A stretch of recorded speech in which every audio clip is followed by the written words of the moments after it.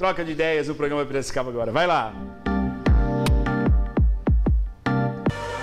E temos o prazer aqui de receber o Danilo Olegário, escritor e palestrante, está conosco aqui. Danilo, seja bem-vindo. Obrigado pela presença, viu?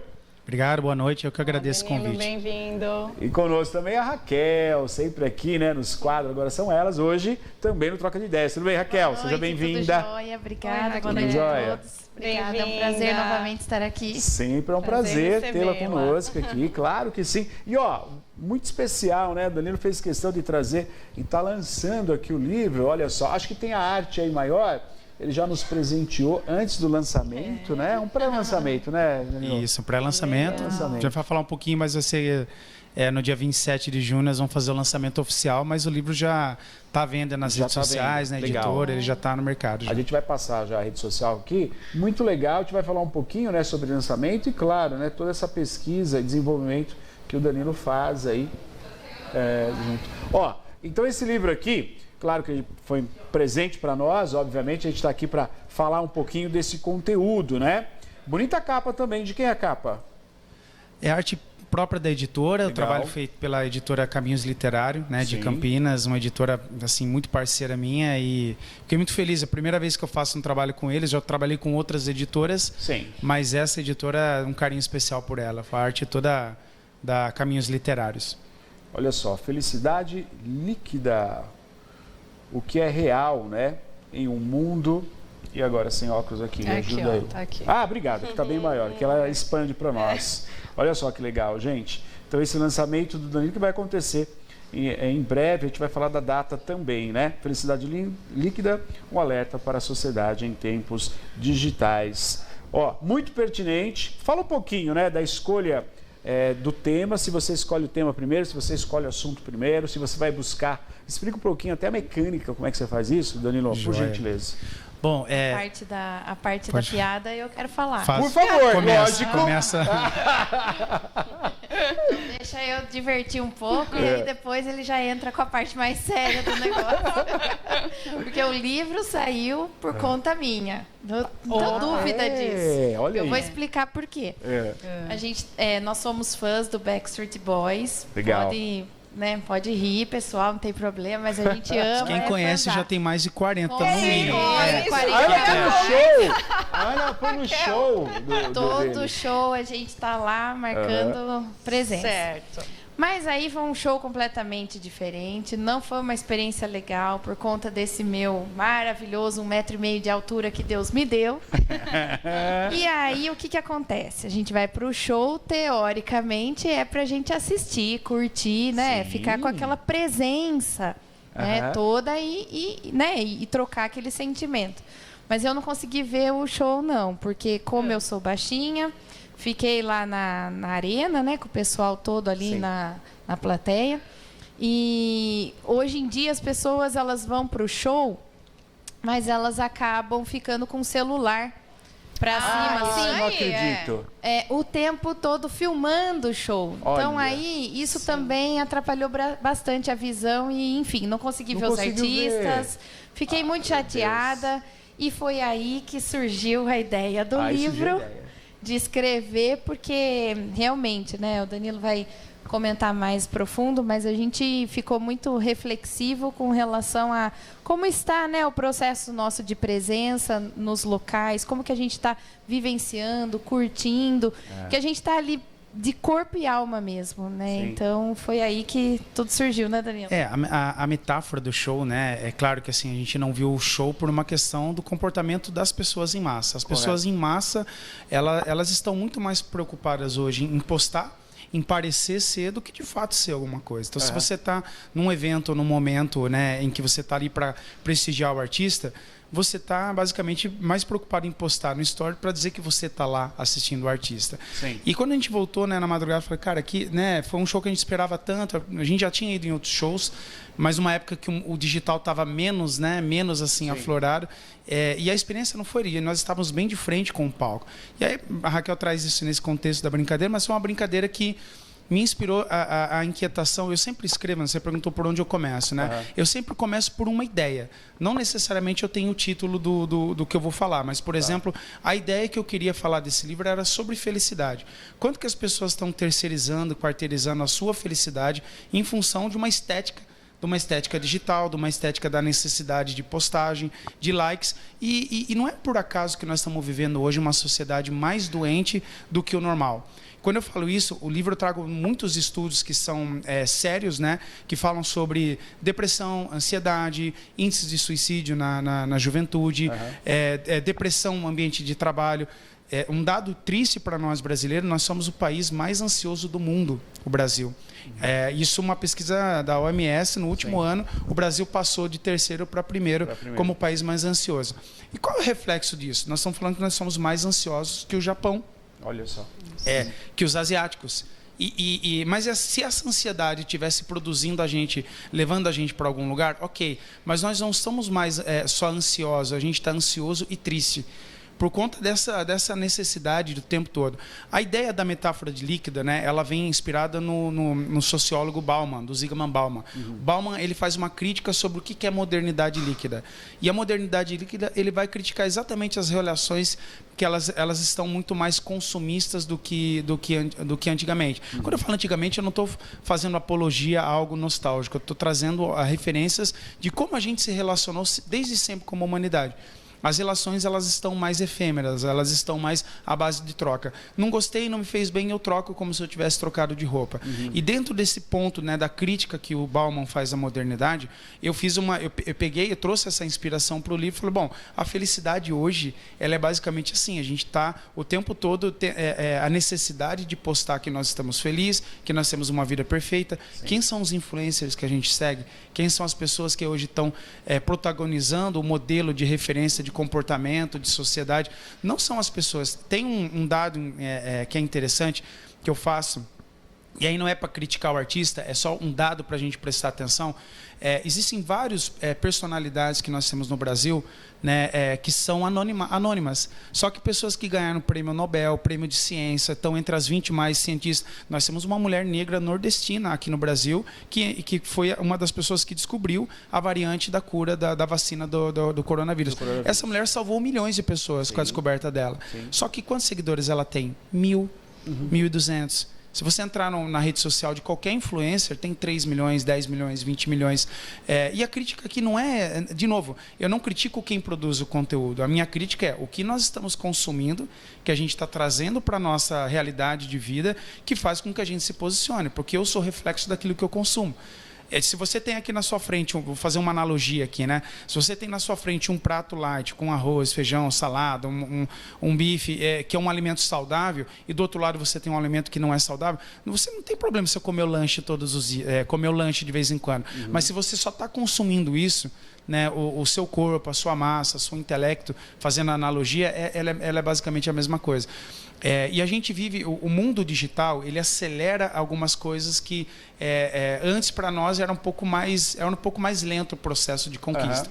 Então, por exemplo, ele encurta o processo natural do esforço, porque hoje eu não tenho esforço, você concorda? Eu procuro no Google, eu digito o que eu quero, e isso traz para nós também uma queda na nossa capacidade cognitiva de absorver, guardar e memorizar informações. O fato de você não saber o número do telefone dos seus parentes não é mero acaso. A gente não sabe mais o número do telefone das pessoas. E estudos na Noruega, na Finlândia, em países onde você traz a educação, né, como um prato principal, isso já tem tido reflexos severos, né, no processo de educação. Não à toa nós estamos vivendo uma geração que pela primeira vez na história da humanidade ela é menos intelectual do que os pais. Ela é menos inteligente, ela é mais frágil financeiramente, ela tem uma perspectiva de prosperidade menor do que os pais tiveram.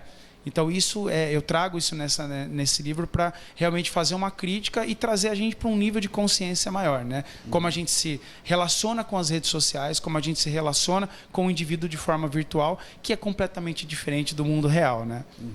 Agora, Danilo, é legal que você está apontando muito bem essa relação com o digital, né? Isso. Que vem para somar coisas boas, a gente entende isso, mas traz essa rapidez que você falou também, que nos deixa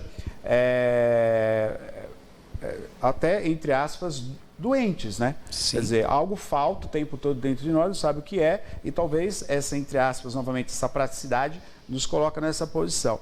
Mas você acha que o contexto abrindo um pouquinho mais, sendo um pouco da questão digital, o contexto da humanidade, ela não vem com esse aspecto? O que aconteceu que parece que a internet viabilizou isso de uma maneira mais prática, né? Isso. Porque essa maneira fútil de lidar com certas coisas, a gente já via isso, só que isoladamente. Exato. E agora parece que a gente valoriza o fútil. Exato. Parece que o fútil agora tem um lugar específico no patamar mais elevado dessa internet, dessas redes sociais. Né? Certas coisas que a gente olha e fala, não acredito que a pessoa está divulgando isso, né?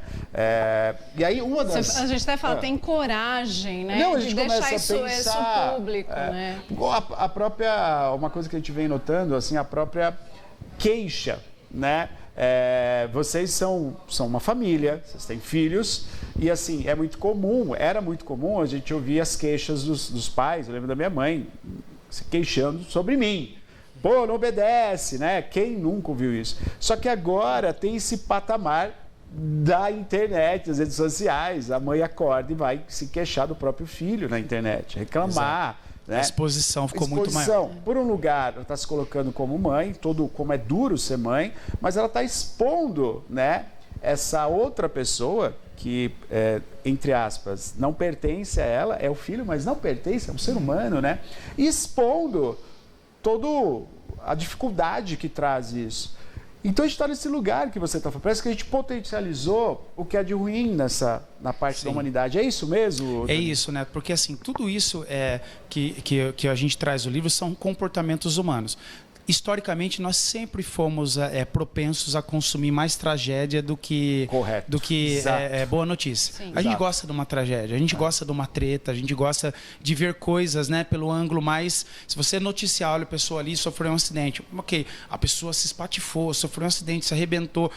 A notícia cria muito mais populismo. Então, isso é histórico da humanidade. Acontece que o advento da internet e principalmente das redes sociais coloca as pessoas num nível de exposição onde, por exemplo, o anônimo nunca teria. Então, por exemplo, uma mãe, antes ela só se queixava dentro daquela bolha dela, e essa bolha dela passou a ser uma bolha virtual. Passou a ser uma bolha onde ela interage com outra pessoa que está do outro lado do mundo, tem a mesma dor e compartilham dores. E, de novo, a crítica não é sobre o instrumento da tecnologia. Eu sempre vou trazer um ponto do que nós estamos fazendo com nós em relação a essa postura. Sim. Uma coisa que eu falo muito no livro, e isso é muito didático, né? As redes sociais, elas não têm nenhum objetivo social, humano, elas têm um objetivo final, de né? negócio. É negócio. Se você vai para o digital entendendo a dinâmica do negócio, você tem uma postura muito mais madura com relação ao digital. O que eu posto, o que eu comento, o que eu compartilho, tudo é feito no digital, algoritmo, a cor vermelha, o sinalzinho, o barulho sonoro, tudo isso são estímulos neurológicos para que você desperte cada vez mais o elemento da dopamina e você fica viciado. Hoje nós estamos vivendo a era da dependência tecnológica, ela é o equivalente à dependência da cocaína. Especialistas podem aí consultar. Coisa. É a mesma coisa.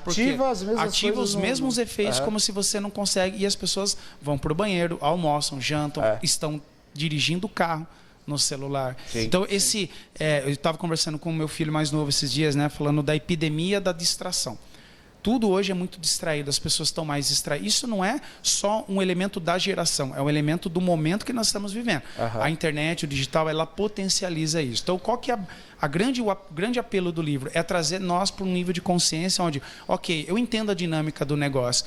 Eu sei que se eu postar algo contra o Palmeiras, contra o Corinthians, a favor do político A, B, C, a minha opinião ela não é relevante na rede social. A minha opinião, ela é apenas um instrumento que alimenta um algoritmo para levar alguém a rentabilizar ou monetizar para um determinado lado do jogo. É um jogo de negócio.